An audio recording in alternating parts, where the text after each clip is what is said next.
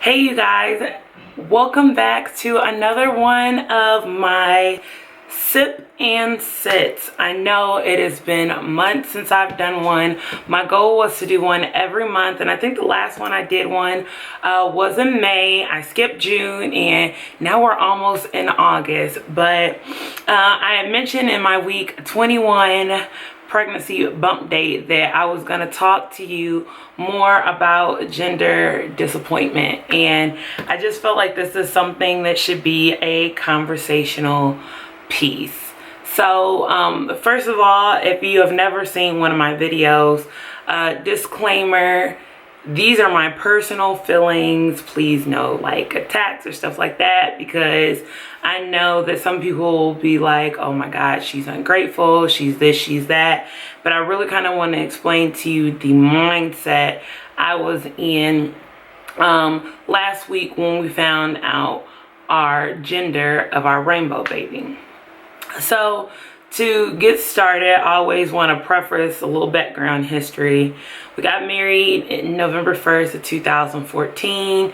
My mom had died in January of that year, and there have been previous deaths. And the day that my daughter Shalaya was conceived was actually the year anniversary, like literally a year to the day that my mom had died.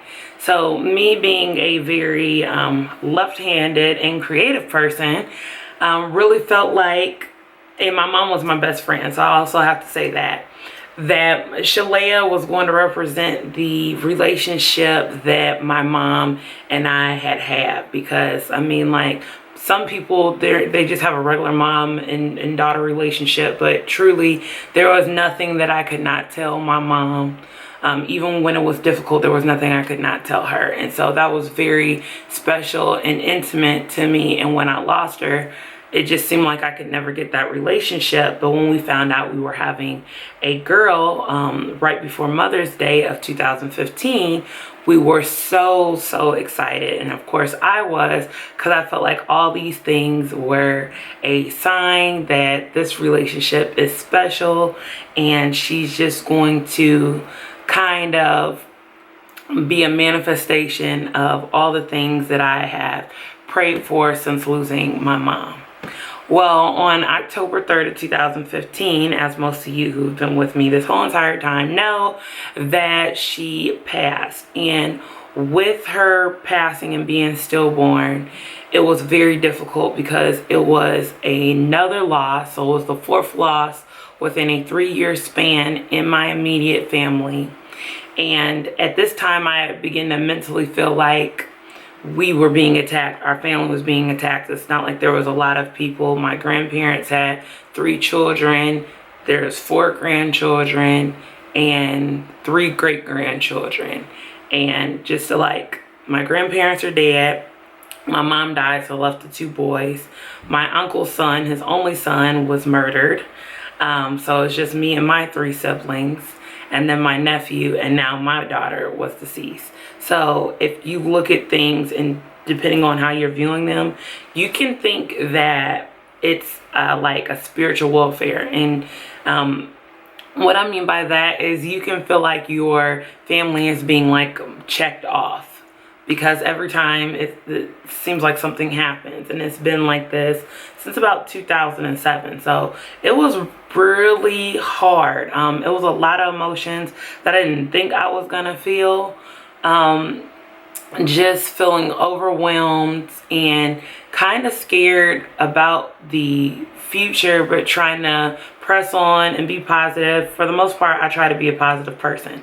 So hopefully that didn't confuse anybody, but I wanted to really make sure that I gave a background history on the amount of loss and the fact that 3 of those deaths were definitely unexpected. My mom's death was very much unexpected.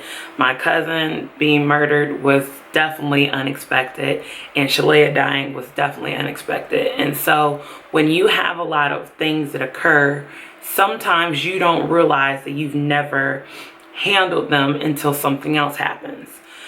So getting down, we lost Shalaya. We kind of muddled over. We did a lot of praying where we're going to wait some time.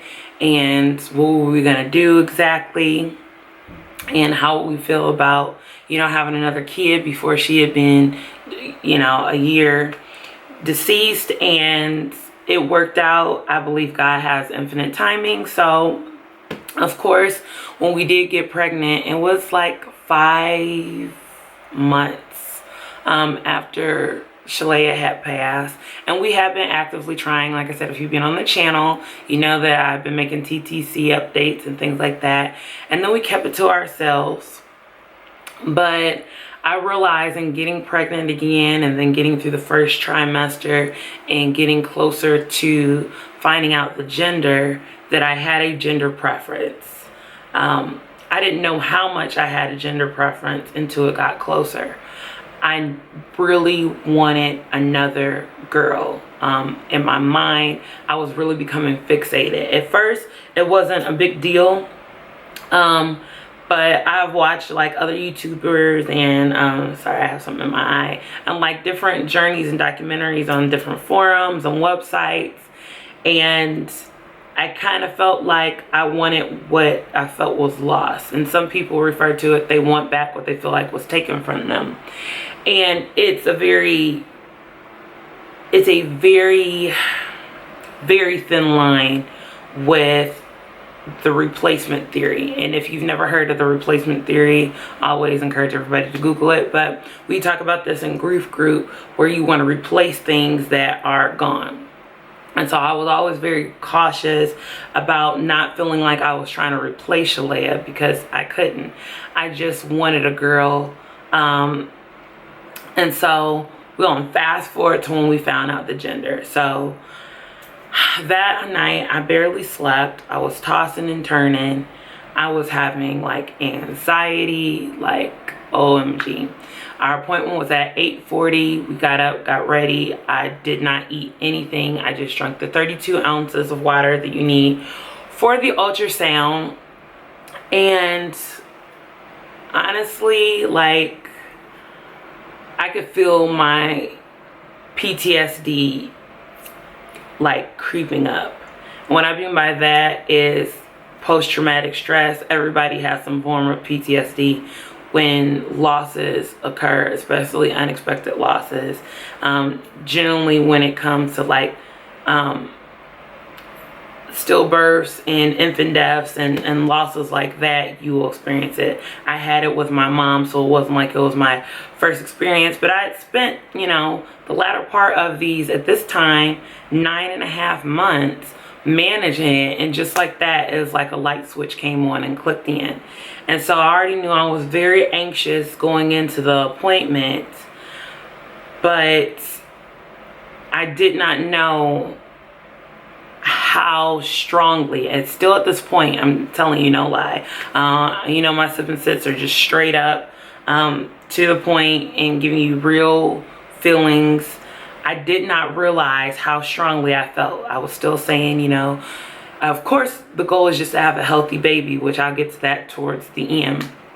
But in my mind, I was like, you know, boy or girls, be fine either way. I just want to know. I don't want to keep calling it sticky bean. I want to know it's girls or the boy, all kind of things. And so when we got in there, not even 2 minutes in, she was like, what color am I wearing? I'm like, you're wearing blue. And she's like, that's what you're having. And all his man parts in its glory was up there. And I just broke down and cried. And cried, like, not like boo-hoo. I just like laid there and like the tears just flowed the whole entire appointment. And I was so glad, like, I would look at the screen. I was looking at the screen even though I was crying.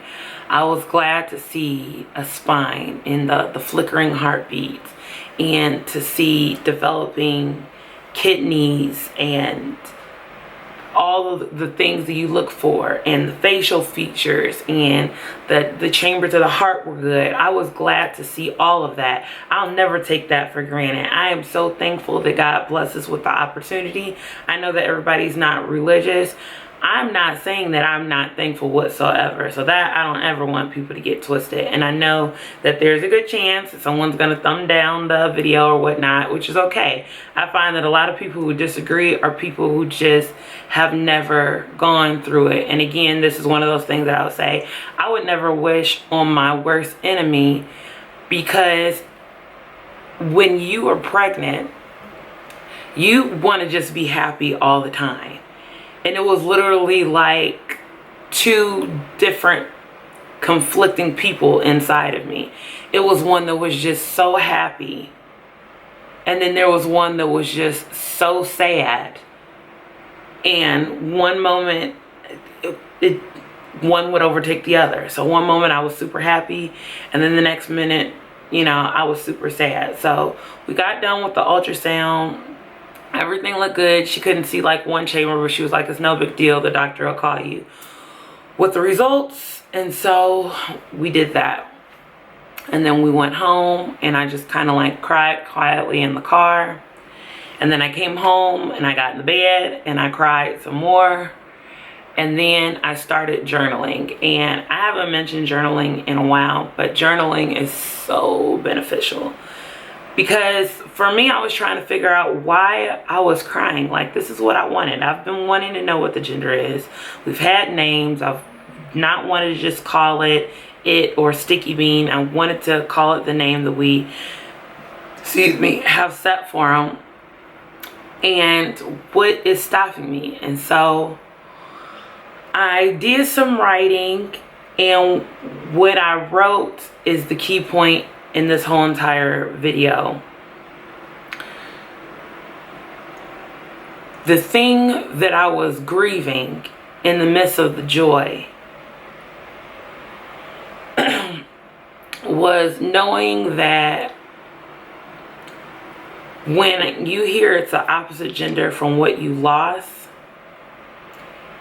a part of you feels like you're going through the loss all over again. So this is a new child, and I know that it is a new child. But in the midst of a new child and a new beginning and a new nursery and new clothes, it was the putting away Shalaya's things. It was knowing that you might not have another girl, that it might be it. It is the knowing that maybe I thought that more of her features and personalities would be in another girl versus a boy. It was a lot of emotions that I did not prepare myself to deal with. And some of which I think I would have dealt with even if it was a girl. But I remember when I came home and I finally got back up out of the bed. In the meantime, I had not really eaten. I wasn't in the mood to eat. And I went in there. And I thought about how all these things that we had created for this life, literally it's time to kind of close that chapter and let a new one be written. And it was very, very hard. And I wanted my mom, and that became harder on me. And it was just emotionally very, very hard for me. And so I'm not like bringing this up or having this sit and sip because I want somebody to pity me. This is so real, and it doesn't happen to just people who have losses. Like, I looked on forums and there was a lot of people saying things like, you know, they had thought about terminating their pregnancy and giving it up for adoption. Like, there are people who really, really struggle with gender disappointment, and I'm so thankful that literally mine was just that day. By that evening, I went out and bought some things, and then the next day, because we found out on a Tuesday, that Wednesday I went shopping with one of the young ladies who just graduated from high school. She's pregnant with a boy, and I've been like her mentor, so I talk with her a lot. And we went like to the mall and so many cute things, and I felt much, much better. But in the beginning, it was hard. Like I said, it's like two conflicting people inside of you. One is overjoyed and over the moon, and then the other one is just very emotionally just overwhelmed by everything that's going on. And so, you know, if you've ever had that, I would definitely be interested to know. I hope people don't think bad of me, but I do feel like it was important to elaborate a little bit more, because I did touch on it in my 21-week pregnancy update. Now I'm doing very good. First of all, we were very excited about having a boy. It's just we really thought in our heart of hearts that it was another girl, but God saw fit to do something a little bit different. And so, you know, it just is what it is. Again, we're very excited. I'm very excited. I've done a lot of buying, which is why I'll have a haul video. But when I went, the fascinating thing about YouTube, and some of you guys are like me, I go on there and I like search things. So of course I like search gender disappointment, and I wanted to find gender disappointment after a stillbirth, and I found one video, and if I remember I will link it below. But you know, I think a little bit of hateration, because people don't know, but nobody knows how they're gonna react until they get in the situation. Like, nobody knows.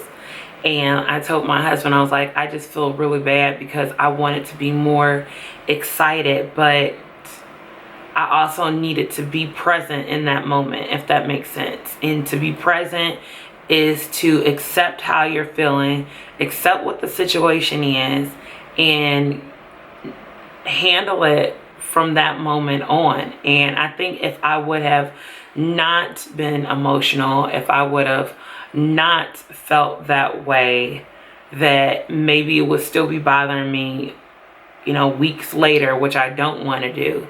So, you know, I'll take that 12 hours that I just was really down and sad, because now we are just fully elated and happy, and we've had time to think. And when certain things come on my mind, I still journal them, and I just look forward to the journey and the blessing that is at hand. So like I said, the most important thing is it's a healthy baby. I had so many fears that, you know, about being excited and thinking that, oh my God, you know, I just want to know what this baby is in case this baby dies as well. Like all kind of feelings that, you know, when you've had a loss, any kind of loss, you might feel. And sometimes people are like, oh, that's so morbid. But I mean, it's no worse than getting all the way to full term and you're going to the hospital and prepared to deliver, and then you find out your child has died. Or you not feeling any cramping, spotting, and then you just go to the doctor and there's no heartbeat. Or you just waking up in the middle of the night and your child is not breathing in the crib. It's no more like detrimental than that. And so, like I said, I don't mean to ramble or anything like that. I just really want people to understand that when you have one extreme in a loss, you'll also have another extreme after the loss. And it's okay. And I watch so many people's videos here on YouTube where they're always apologizing for things that they couldn't help. Nobody wishes that their child dies. At least I never did. You know, always to look for life and to be joyous and happy, and things happen, and so it changes your perspective. But you know, it's just a day-by-day journey. So always leave a question. I did have a drink. I'm drinking alkaline water. I try to drink a glass a day. But yeah, if you stayed all the way through, my first question was, have you ever felt like gender disappointment or gender preference, like really leaning towards one way or another? Even if you have not had a child yet, like, is there a preference that you feel like you and your husband want? And my other question would be, is there anything you've ever felt like you have to apologize for that kind of doesn't make sense why you're apologizing? Like, case in point, I've apologized several times that people might feel like this video is out of line, but I already started off saying that it's my personal feelings, so it's kind of silly to apologize for that. But what have you apologized that you kind of look back and was like, you know, why am I apologizing for that? So I would just be very curious. I thank you guys for sitting and talking with me. I guess it's over 20 minutes because I'm making up for June and July. But I thank you so much. More videos to come. I've been recording like crazy because I know I'm going back to work. But everything's good. I'm rocking no makeup today. I wanted to be a sitting girlfriend type of talk. So I will see you guys in the next video. And as always, I hope you have a wonderful and blessed day. Bye.